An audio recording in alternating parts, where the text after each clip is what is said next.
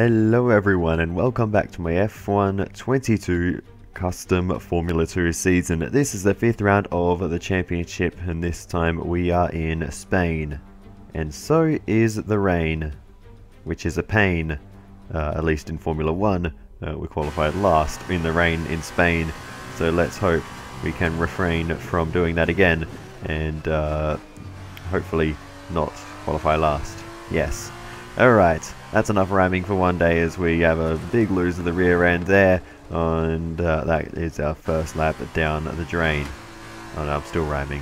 Anyway, we continue on to the end of a lap. We finally do complete, and that drops us into 11th position by the time we head towards the end of the session.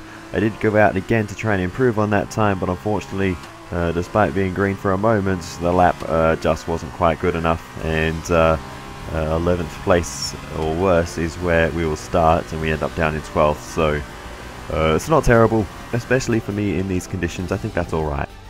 So qualifying is complete and we're all set for an exciting race tomorrow. Your top three are Sato, Aitken, Enzo Fittipaldi. Goodbye for now then, but we really are just getting started. Make sure you join us again for Lights Out tomorrow. Well, that's an interesting result. Marino Sato on top in qualifying, so thankfully our teammate may be the one bringing home some big points for us, you know, for the team. But in terms of Drivers' Championships, we're not in a great position. We're 3rd at the moment and 12th in qualifying, so it's going to be tough to beat Piastri and Daruvala this weekend. Let's see where they qualified. Piastri is ahead of us. Daruvala, though, is not. He is behind, so we may still be able to outscore Daruvala, who starts right behind us in both races. So let's get into it. Welcome to the Circuit of Barcelona, Catalunya.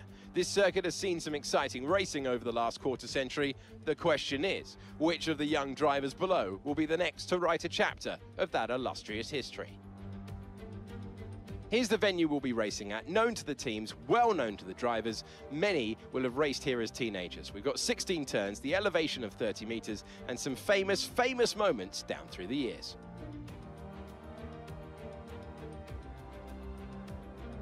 In commentary, I'm Alex Jakes, and I'm joined once again by 2012 GP2 champion Davide Valsecchi. Davide, I imagine you've been around this track countless times by now. Any tips for the drivers out there today? Yeah, you're right. This is a track that has been in rotation for both Formula 1 and Formula 2 for years now. My advice is to watch your tires management. The track has a bumpy surface that can be very demanding on drivers and tires. Play it safe most of the way around, then look at the long straight into turn 1 for overtake opportunities. Okay, here we go. I know what you can do. Don't let me down. Alright, we will not do that. We will have a successful race. That is what I'm hoping for anyway. Here we go then to the 5 red lights. And it's lights out and away we go for the sprint race here at Catalunya. And it's a pretty decent start for us as we make our way down towards the first corner, trying to find some space on the inside. Marino Sato opens the door as we have a look. We're a little cautious on the brakes though, and we can't quite draw alongside our teammate. We have our own battles on our hands though as we lose 2 spots through turn 2, not carrying enough speed through there, and the line all sorts of wrong through turn 3, and just not the car not really wanting to turn in too well there, so tyres a bit cold still as we're fighting away with one of the Red Bull cars as we're side by side through the right-handed turn 4, dive down the inside, and now we're side by side with Juri Vips as we exit turn 5, but we have to slot in behind the Estonian driver. We couldn't quite make the move there with Jane Daruvala watching on as well. We have a little look to the outside, but we can't get there through there either, and we remain behind Juri Vips for a bit longer. So we've lost 1 spot off the start line, but we're still ahead of Daruvala, so that is good. He is one of our main championship rivals, so hopefully we can grab some points, even if they're just low-end points. I struggle to believe that Daruvala can make too much progress through the field, given his lack of pace in qualifying, but we'll see how that goes. We go on board with Liam Lawson to see his start of the race, and I imagine there may have been a bit of carnage towards the back of the field where Liam Lawson started. And down here towards the first corner, that is Alessio Deletta going for the big lunge down the inside, wheels locked, coming in with a full head of steam. And he made a very slight contact, I think. He's now going 3 wide through turn 3, so this is very willing stuff towards the back of the field, and this fight is for about 15th place, I think. It's not for a very lofty position, but they are throwing everything at it, and Alessio Deletta will gain that spot. So nicely. Oh, that's a bit of a concertina effect there, and I think there are several cars with front wing damage, potentially diffuser damage in that train, as they all are bottled up there into turn 5. So yeah, a little bit too desperate from some of the drivers towards the back of the field as we go for the lunge down the inside of Juri Vips, and we get the move done there, and that is a job done.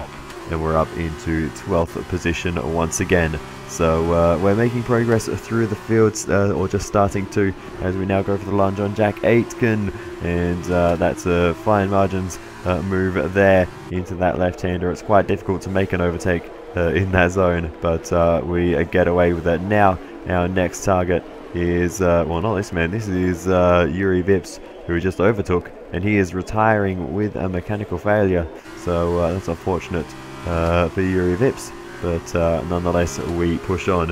As I was saying, our next target is Marcus Armstrong. We go for the lunge into turn 5, and that's becoming a very good overtaking opportunity for us, as Jack Aitken also retires from the race, smashes not 1 but 2 of the styrofoam barriers there as he pulls off the road. The Anglo-Korean driver clearly frustrated with the reliability of his car. We make the move around the outside of our teammate, and that brings us up and into 9th position. So making steady progress through the field still as we continue to push on. We've now got Robert Schwartzman in front of us, and we'll see if we can do anything into turn 5. We're a long way back. We're going to go for the lunge. Schwartzman with a big lock up into turn 5. We get the move done, and now we've been spun by Robert Schwartzman, the Russian driver, turning us around there on the exit of turn 5. I think he might have got a bit of mid-corner understeer and just tapped us around. We'll have to see,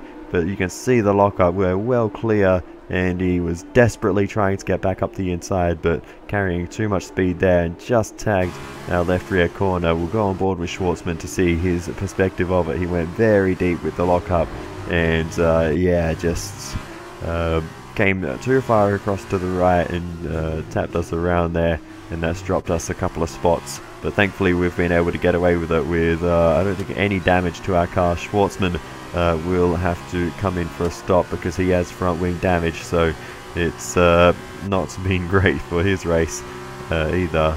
And yeah, we both have a little bit of a reset, so that's unfortunate for both of us, but we can recover from this as we're trying to make the move around the outside of the Red Bull liveried Carlin there of Jane Deruvala, and we get that move done. Now having a little peek around the outside of Marcus Armstrong, but nothing really doing there. Now we move on to the run towards the first corner. Marcus Armstrong hard on the defense as we're trying to make the move around the outside now into turn 1. Look at how late on the brakes the Kiwi driver was there as we go bounding over the curves. Keep going.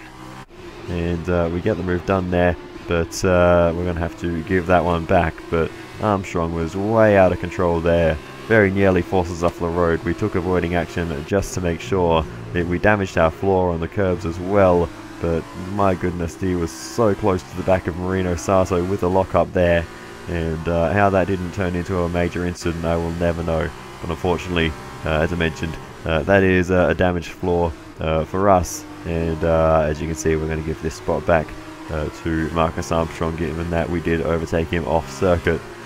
So yeah, unfortunate there. We'll have to do that one again, and Marcus Armstrong clearly willing to put it all on the line in order to keep us behind. We're currently trailing our teammate by 1.7 seconds. We're going to go for the move again though as we head around the outside towards the first corner, and this time we will get it done well before the braking point, and that is a job done. We're back up and into 9th position with Marino Sato our next target up ahead. So let's go and catch our teammate as we continue on.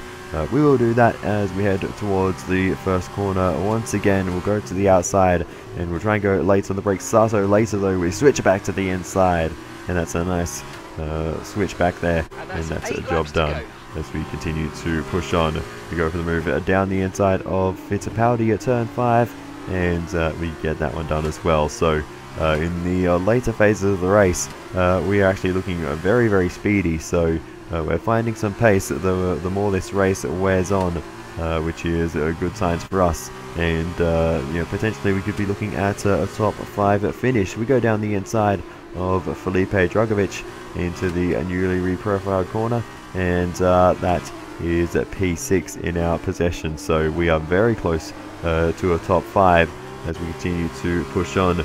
We've now got Teo Portier in the ART, and we'll be making the move down the inside of the Frenchman as we head into turn 1, and that is job done, and we're into the top 5. Maybe a podium is on the cards. There's still a few laps to go, so it is certainly a possibility. We continue to push on. We've got Dan Ticktum up next, so let's see if we can pass the Brit somewhere around this lap, as we're being a little held up through the first few corners. We'll see if we can get a nice run on the exit of turn 3, trying to carry the speed and continuously put more and more power down as we go around the outside of Dan Ticktum. We've got the presence there, and we'll swing it all the way around the outside and get the job done on Dan Ticktum, and that moves us up into 4th position with just Oscar Piastri in front of us now and separating us from the podium. So let's see if we can pass our other championship rival. This is your final lap of the race. Onto the final lap of the race now, and we're right on the back of Piastri as we head towards the first corner. We're going to be side by side as we make our way into the braking zone, but Piastri is able to brake so much later there, and I'm losing a little bit of confidence in the car potentially towards the end of the race as the tyres are wearing out, and I'm not able to brake quite as late as I was earlier on. But Piastri is still doing a good job as we head up towards turn 4. We're not close enough here, and we'll see if we can get a run towards turn 5. It's been a good overtaking opportunity for us so far, but we just can't get there, and we're nowhere near Piastri, nowhere near overtaking range, so unfortunately there's no move to be made there. You may be wondering who's in the lead of this race. They're nowhere in sight. The race leader is Richard Verschoor, and he is absolutely dominating this one. We're close to Piastri now though as we head through the middle sector. We'll try and get a good exit here, but a bit wayward at the last moment of turning. We just carried too much speed, missed the apex, and that, oh, we've gone deep there as well. And there goes our last chance, I think, of passing Piastri. But yeah, just carrying a little bit too much speed into those last few corners there, and compromising our exits. Anyway, out in front, it has been no issue for Richard Verschoor as the Dutchman comes across the line to win here. The sprint race in Catalonia goes to Richard Verschoor. Great drive from him. We're going to come across the line to finish in 4th position. Okay, pick up rubber and bring it home. After starting in 12th and being spun around by Robert Schwartzman, I will certainly take that. Look at them trying to go 3 wide on the in-lap. Goodness me. The race is over, guys. Chill out. And that brings to an end another great race. So, Davide, how exactly did they set themselves apart from the pack today? Although the Formula 2 cars are all the same spec, the winner just looked better out there. It would have been a combination of getting those tires up to running temperature faster and driving to the condition on track. They made it look easy out there today. Our drivers are making their way out for the podium celebrations, and it's going to be MP Motorsport picking up the winner's trophy. Congratulations to the entire team for that fantastic performance.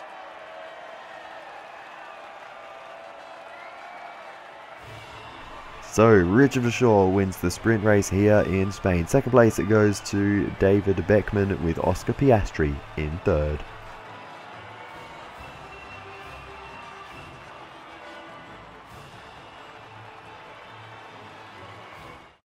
Now then, Davide Valsecchi, who would you say was your driver of the day? I think it's going to be Bernd Viscal. He's not always spectacular, but he quietly gets the job done.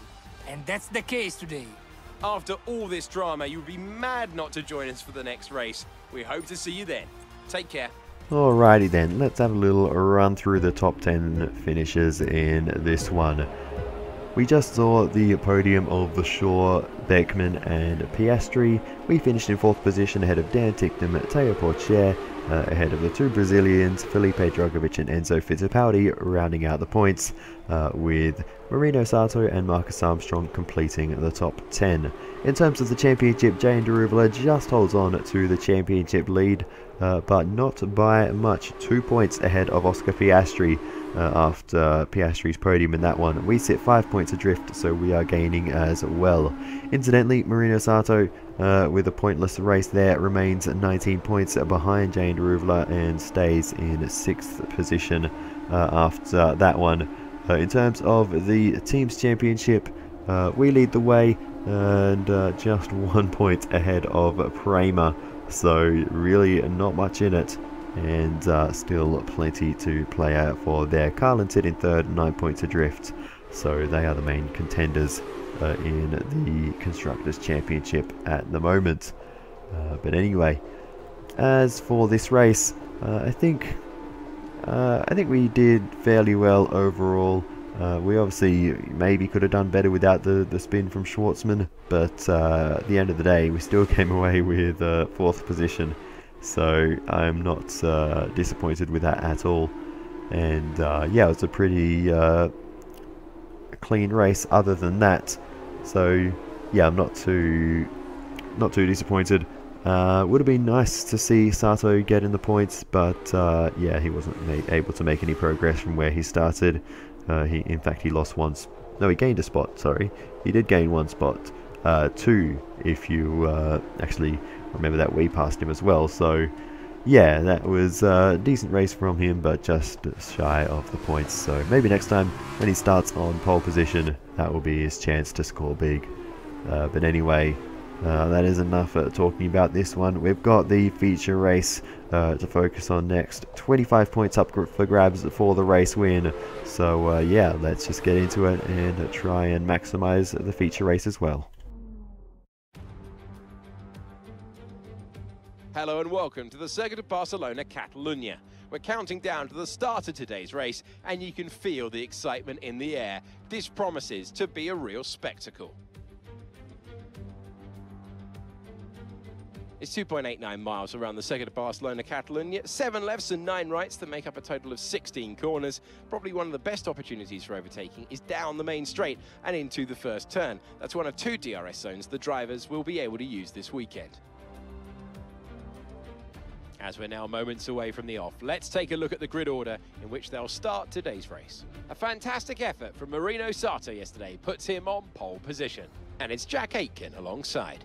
Looking down the rest of the grid, we have Fittipaldi, Drugovich, Robert Schwartzman and Ticktum, Pourchaire, Beckman, Piastri, Richard Vasseur, Armstrong, Viscal, Jehan Daruvala and Lundgaard, Phipps, Joe, Boschong and Guilherme Samaya, Nissany, Lawson, Zendelli and Alessio Deleda rounds off the grid. And now it's time to head down to the track.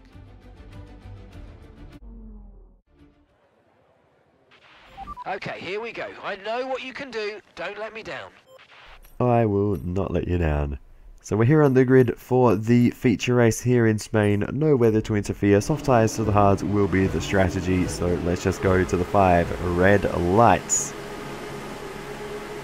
And it's lights out and away we go for the feature race in Spain. It's a pretty good start for us. Pretty good start for everyone in front of us actually. We've gained 1 spot up into 11th position already. With the whole field in front of us getting away well as we head to the outside for the first corner. But we don't have any room to work with there. And we end up losing out and remaining in 11th position. No gains to be made there. And we stay exactly where we were. As we look ahead to the race leader, though, it is Marino Sato, so our teammate has managed to hold on to that one, which is great news as we go for a dive down the inside, now running side by side with the Campos car of David Beckman, as we're still side by side all the way through turn 4. Let's see if we can complete the move, and we will, and move ourselves fully up and into the top 10. So we're up into the points already in this one, so let's hope it stays that way as we have a mountain to climb with plenty of cars in front of us now. The next target is Dan Ticktum, as we're going to try and make the move around the outside into turn 1. Dan Ticktum late on the brakes, but we're still able to make the move there, and that is us up into 9th position now. So good progress in the opening a couple of laps of this one. We now have Richard Verschoor in our sights, the sprint race winner, immediately in front of us in the MP Motorsports car. So let's see if we can make the move down the inside of Richard Verschoor into turn 4, and we are in 9th no more, up into 8th position now. And I should stop rhyming, this is getting silly. But anyway, that is us up into 8th, 4 points against our name now. So with Oscar Piastri immediately ahead of us, we are not looking too bad in terms of the championship race. But if we can get ahead of Piastri and put a car between us, that would be the ideal situation. But anyway, big slide and a spin through the final corner. We managed to save it, and we don't actually lose too much time. But we've got no momentum on the straight, and that's costing us position after position as Marcus Armstrong makes the move. And we've got a host of Red Bull cars around us as well. So let's see if we can recover from this one as we try and ease our way around the outside of Marcus Armstrong through turn 1. And we do manage to take that position back as we are still on the outside through turn 3. We're a little bit wide there, but we are able to get away with it, and we've managed to maintain its 12th position. So well, could have been a major disaster as turned into a minor setback. This is basically a restart for our race. We're back to 12th where we started, and now it's time to try and get some of these places back. Big lunge down the inside of Daruvala, the championship leader, so it's important we make a point of finishing ahead of him. Even though we are still both outside the points, you never know what DNFs later in the race could do. Now we continue to push on, and we make the move in a straight line and get ahead of the Carlin of Jane Daruvala, and that's us into a 10th position now. So we're back into the points, which is maneuver. You made it look so easy. Which is a good start to our comeback. We've now got David Beckman in front of us, and the car still seems very speedy, so these are all good signs for us as we go for a big lunge down the inside of David Beckman. He switches it back, and we can't quite get the move done, but there was certainly an attempt there. We continue on, and we will eventually try again to make the move around the outside into the newly reprofiled corner, and we get the move done there, and finally get ahead of David Beckman as we run on the exit. Though bit of a slide, big slide into the wall, a slight graze there, back out onto the circuit. We managed to control the speed and not cause a crash coming back onto the circuit. Oh, that was one of the Red Bull cars of Juri Vips there, trying to get up the inside and not finding any space. You'll see the onboard here. We were ahead of him, just regaining control, and he thought there was an opportunity down the inside, found out there wasn't. And okay, the underbody's taken some damage. You might start to notice it soon. Okay, no issues with tyre wear for now. Keep taking care of it. Yeah, that has damaged our floor, unfortunately, that little bit of contact with Vips. So yeah, it's going to be a little bit trickier from here on out, but we'll see how it goes as we're once again having to re-overtake a few Red Bull cars. That is Jane Daruvala we're trying to make the move around the outside of. Unfortunately, not able to do so, and we remain behind him for a little bit longer as tyre condition still looking good. We have to try again. Big dive up the inside though, and eventually we will get that done and move ourselves back ahead of Daruvala and back up into 11th position, but it's not as quick as we would have wanted that move to be. We do make a move on Dan Ticktum as well though, and that does put us back up into the points. So nice work, mate. That brings you up a place. we still do have some decent pace despite the floor damage, and we will once again overtake Beckman through this left-hander around the outside, and this time we will try and keep a better control of it on the exit of the right as we continue to go side by side all the way through, but we will get the move done on David Beckman. It then comes time for our pit stop in this one, and of course we'll be going on to the hard compound tyres for the rest of the race, and they should be a good sturdy tyre. No tyre temperature issues in Formula 2 really. It's quite rare. Fantastic stop, faster than we were expecting. Pit strategy complete. See these tyres through to the end now. Quite rare to have tyre temperature issues in Formula 2.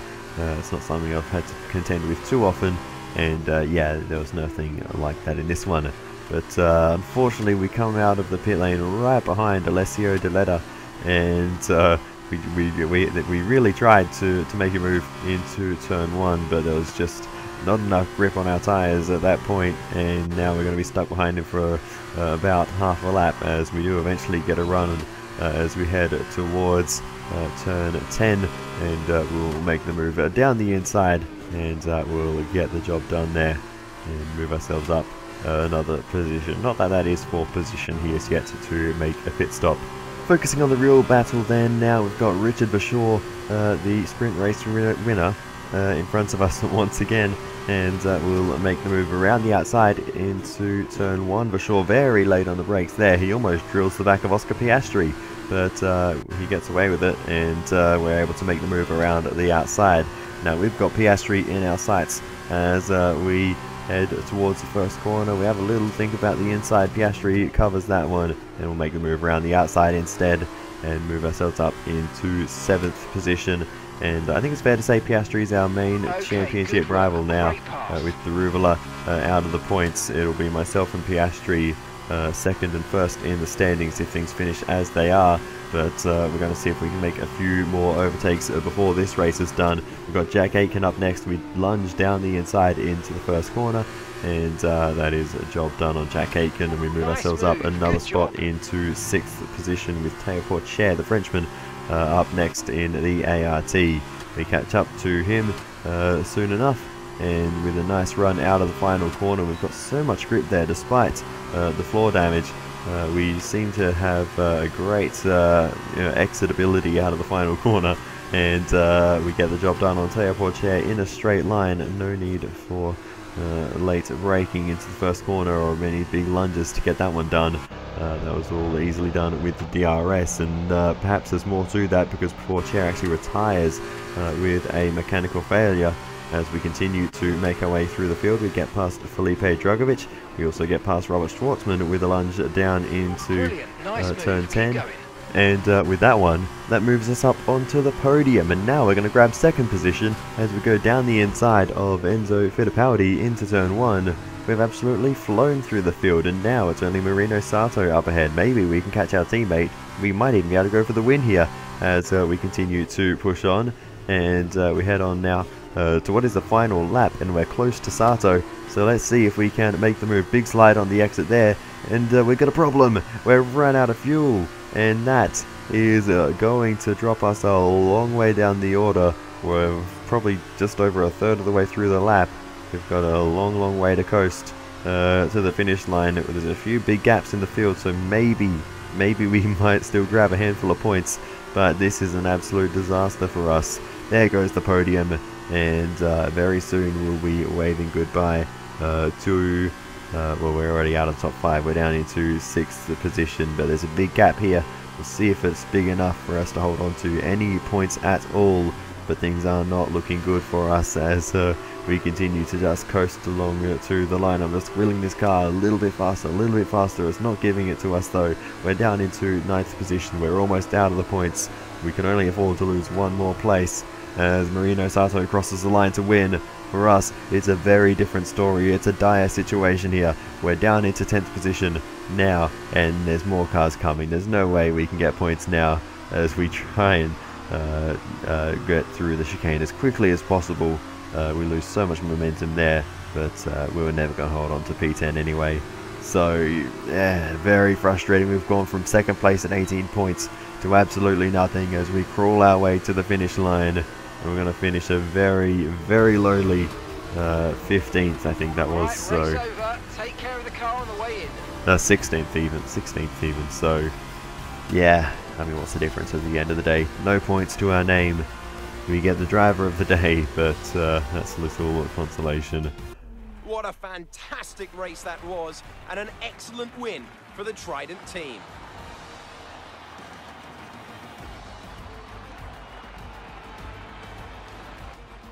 Davide, what do you think made the difference here?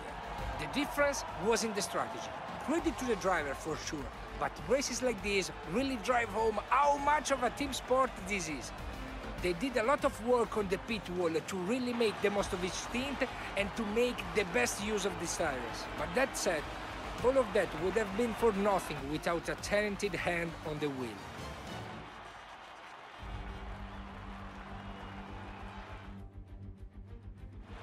Our drivers are making their way out for the podium celebrations, and it's going to be Trident picking up the winner's trophy. Congratulations to the entire team for coming out on top in that amazing race.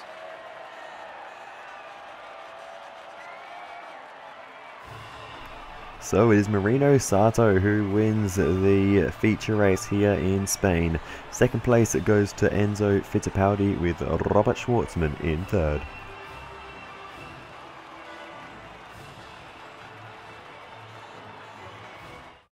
And now, Davide Valsecchi, let me ask you, who is your driver of the day? Let's give it to Bernd Viscal. That was a quality drive from start to finish. He can be proud of that one. After all this drama, you would be mad not to join us for the next race. We hope to see you then. Take care. Well, there we go.